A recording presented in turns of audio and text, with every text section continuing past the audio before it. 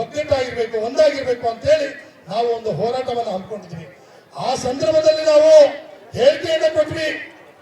ಬಹಿರಂಗವಾಗಿ ಈ ರಾಜ್ಯದಲ್ಲಿ ಹಿರಿಯ ರಾಜಕಾರಣಿಗಳು, ಬುದ್ಧಿಜೀವಿಗಳು ಇಡೀ ರಾಜ್ಯದ ವ್ಯವಸ್ಥೆಯನ್ನ ಬಹಳ ಅರ್ಥಪೂರ್ಣವಾಗಿ ಆಡಳಿತವನ್ನು ಮಾಡತಕ್ಕಂಥ ಒಂದು ಶಕ್ತಿ ಸಾಮರ್ಥ್ಯ ಇರತಕ್ಕಂತಹ ಒಬ್ಬ ಅನುಭವಿ ರಾಜಕಾರಣಿಗಳು ಅಂತ ಹೇಳಿದ್ರೆ ಡಾಕ್ಟರ್ ಜಿ ಪರಮೇಶ್ವರ್ ಅವರು ಈ ರಾಜ್ಯದಲ್ಲಿ ದಲಿತ ಮುಖ್ಯಮಂತ್ರಿ ಆಗ್ಬೇಕು ಅನ್ನೋ ಒಂದು ಕೂಗನ್ನ ನಾವು ಎಲ್ಲ ಪೂಜ್ಯ ಸ್ವಾಮೀಜಿಯವರು ಹಾಕಿದ್ವಿ. ಇದು ನಿನ್ನೆ ಮೊನ್ನೆಯಲ್ಲ. ಒಂದು ಪಕ್ಷ ಘನವೆತ್ತ ಸರ್ಕಾರದ ನಮ್ಮ ಮಾನ್ಯ ಮುಖ್ಯಮಂತ್ರಿಗಳು, ಅಹಿಂದ ನಾಯಕರಾಗಿರ್ತಕ್ಕಂಥ ಸನ್ಮಾನ್ಯ ಸಿದ್ದರಾಮಯ್ಯ ಅವರನ್ನ ಏನಾದ್ರೂ ಒಂದು ಪಕ್ಷ ಬದಲಾವಣೆ ಮಾಡೋದು ಆದ್ರೆ ಮುಂದಿನ ದಿನಗಳಲ್ಲಿ ನಮ್ಮ ದಲಿತ ಮುಖ್ಯಮಂತ್ರಿಗಳನ್ನ ಮಾಡಲೇಬೇಕು. ಅದು ಡಾಕ್ಟರ್ ಜಿ ಪರಮೇಶ್ವರ್ ಅವರನ್ನ ಮಾಡಬೇಕು ಅಂತ ಒಗ್ಗಟ್ಟಾಗಿರ್ಬೇಕು, ಒಂದಾಗಿರ್ಬೇಕು ಅಂತೇಳಿ ನಾವು ಒಂದು ಹೋರಾಟವನ್ನು ಹಮ್ಮಿಕೊಂಡಿದ್ವಿ.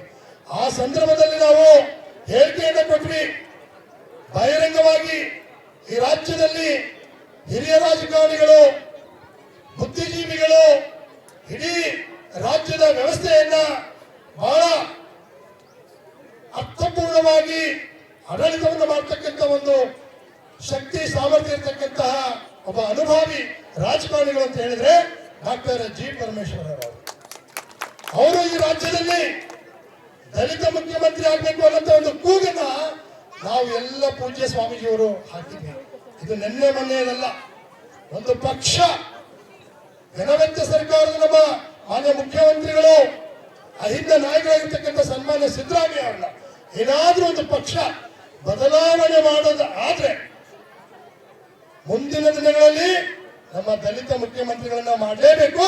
ಅದು ಡಾಕ್ಟರ್ ಜಿ ಪರಮೇಶ್ವರ್ ಅವರನ್ನ ಮಾಡಬೇಕು ಅಂತ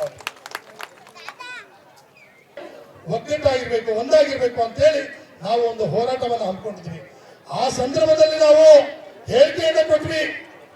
ಬಹಿರಂಗವಾಗಿ ಈ ರಾಜ್ಯದಲ್ಲಿ ಹಿರಿಯ ರಾಜಕಾರಣಿಗಳು, ಬುದ್ಧಿಜೀವಿಗಳು ಇಡೀ ರಾಜ್ಯದ ವ್ಯವಸ್ಥೆಯನ್ನ ಬಹಳ ಅರ್ಥಪೂರ್ಣವಾಗಿ ಆಡಳಿತವನ್ನು ಮಾಡತಕ್ಕಂಥ ಒಂದು ಶಕ್ತಿ ಸಾಮರ್ಥ್ಯ ಇರತಕ್ಕಂತಹ ಒಬ್ಬ ಅನುಭವಿ ರಾಜಕಾರಣಿಗಳು ಅಂತ ಹೇಳಿದ್ರೆ ಡಾಕ್ಟರ್ ಜಿ ಪರಮೇಶ್ವರ್ ಅವರು ಈ ರಾಜ್ಯದಲ್ಲಿ ದಲಿತ ಮುಖ್ಯಮಂತ್ರಿ ಆಗ್ಬೇಕು ಅನ್ನೋ ಒಂದು ಕೂಗನ್ನ ನಾವು ಎಲ್ಲ ಪೂಜ್ಯ ಸ್ವಾಮೀಜಿಯವರು ಹಾಕಿದ್ವಿ. ಇದು ನಿನ್ನೆ ಮೊನ್ನೆಯಲ್ಲ.